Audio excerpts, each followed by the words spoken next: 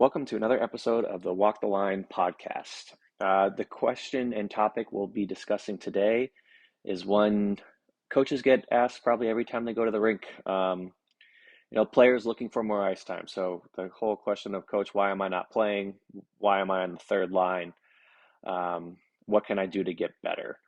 And I think it's if you're a coach and that question is brought to you by a player, um, it's perfectly fair. You have to have a reason uh, why someone's playing the amount that they are, and the reasons why they may not be playing as much as the player thinks they should. And the first thing I'd want to add for all the parents out there is, obviously there's youth hockey and you 8 years old, 10 years old, 12 years old, um, but try as best as you can to let your player initiate that conversation. One, it's good for the player, put them in that situation to advocate for themselves, and talk to the coach directly, and try to figure out, what's going on. Um, so if you can, parents, have your child or player ask the coach directly, and then if you didn't get an answer or the coach brushes the player off, we hope that doesn't happen, but that's the point where you can maybe regroup with the coach at a later date and say, hey, little Jimmy asked why he wasn't playing, just looking for some feedback on that conversation. Um, a big thing for me, there's two things that, regardless of skill level, hockey sense, the two biggest things for me are attitude and effort. If you have a positive attitude, you're being a good teammate, um, that goes a long way, from the team aspect. And the second thing, effort. You can hide a lot of mistakes. You can make up for a lot of mistakes by just giving 100% effort, and putting in that hard work to show that you're trying to improve. Um, and those two things have nothing to do with your skill level. Obviously, they're not the only two things. You get a certain point in your hockey career where you need to produce on the ice and score goals, get pucks deep, all those cliche things. But the two things you can control as a player is that attitude and effort. And if you can control them, you might as well, um, carry out those two characteristics to the fullest of your abilities. Uh, again, there's multiple situations, scenarios where maybe you should be playing more. At the high school level, we have freshmen, sophomore, junior, seniors. Freshmen may have to work a little harder to beat out a senior or a junior for their ice time. But more at the youth level, the hope would be, if you're playing at the AA level, that there's some opportunity given to all players to prove what they can do. So the first one I will touch on is the staying positive aspect. If things aren't going your way, you think you're making good plays and you think you're contributing on the ice, but that ice time is still not growing. The worst thing you can do, in my opinion, from the eyes of the coach, is don't sulk on the bench. Don't be complaining, especially out loud in front of your other teammates, about why you should play over, that person, or why you should be starting in goal instead of this person. You don't want to be that cancer on the team, and you're only hurting your chances, to get that extra ice time. Now you become a cancer to your teammates. You're being down on not only yourself, but you're taking people down with you. So I mean, there's a lot of good opportunity to, if you're not on the ice for a big play or the last minute or so of a game, you could be that guy who's helping his teammates, and pumping them up. And coaches hear that stuff on the bench, so it can go a long way. Um, again, with that positivity, it's not just what you say; it's your body language as well.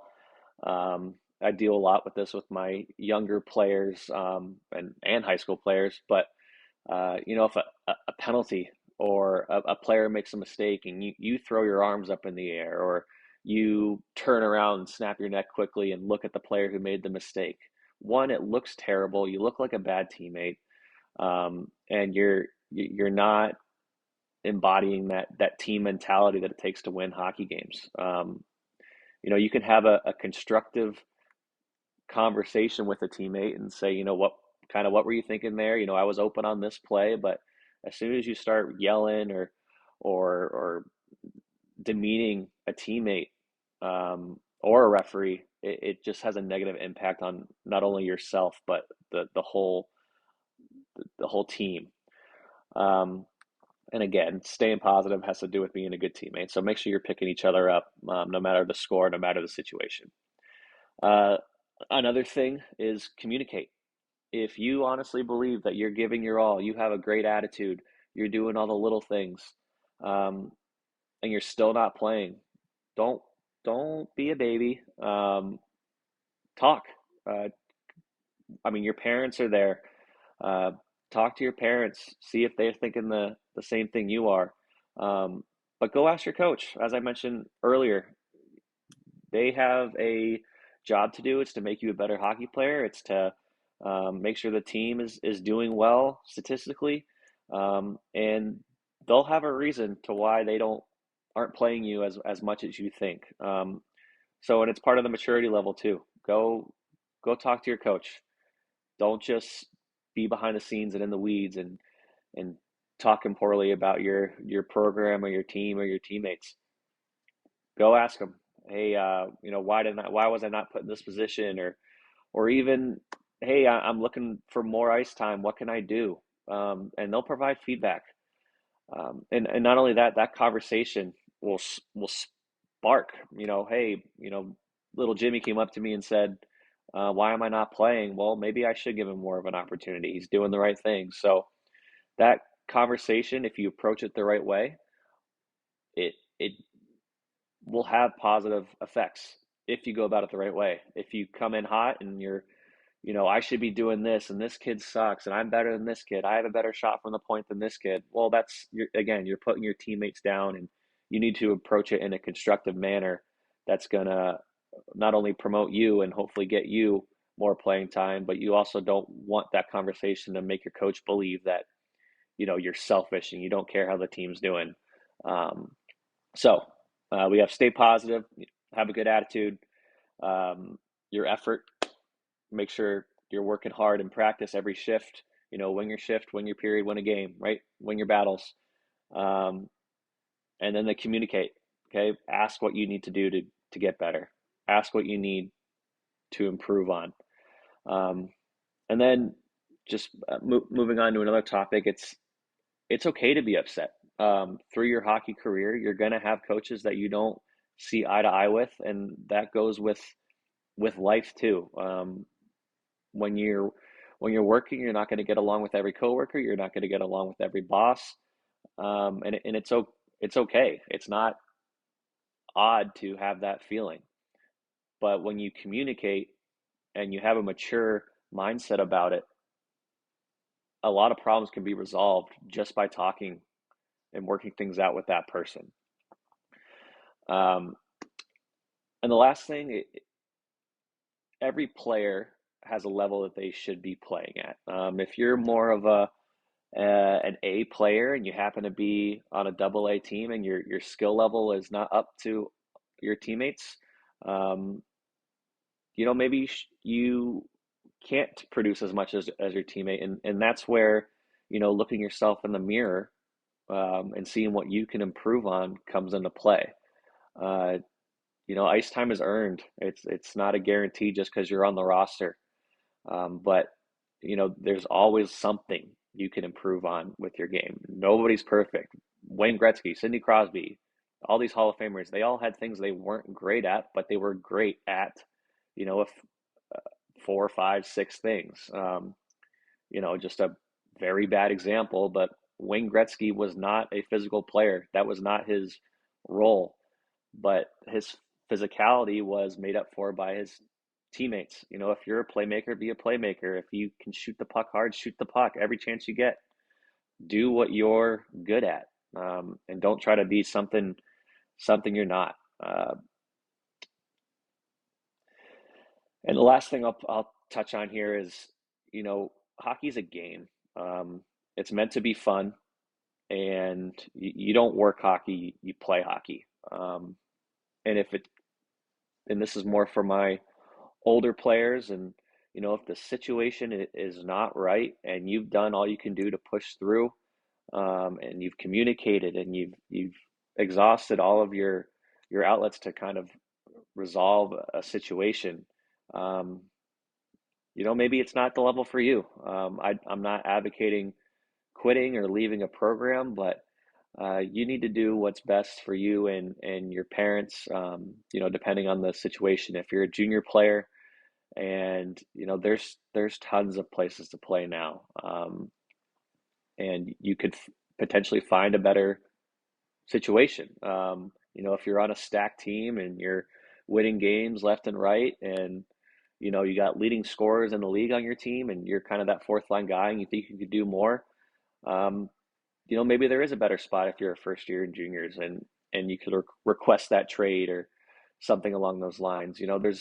There's a reason why there's a NHL trade deadline, or guys transfer in schools and college. Not every situation is the best for you.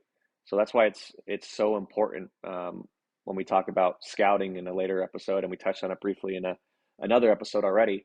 Um, it's so important to find a good fit for you. Um, and you just want to make sure that you're going to be in a place where your talents, your leadership, your characteristics are going to be appreciated. Um, and you want to have fun, right? It's a Hockey's a game. It's meant to be fun, and if you're not having fun, that's a huge red flag of, um, maybe there might be something else out there. But I don't want everyone to take that point as, well, I'm not having fun. It's a coach's fault. I should be playing more. No, you need to look yourself in the mirror, make sure you're doing the little things right, committing yourself to improving on your craft, stick handling, doing that extra off ice work. Um, and then at that point, once you've done all those things, then you could potentially look at a different route. Um, so again, just to recap on this, short kind of episode here, um, it happens in everybody's career. You want more ice time. You're asking the coach, why am I not playing? Just make sure you're controlling what you can control first.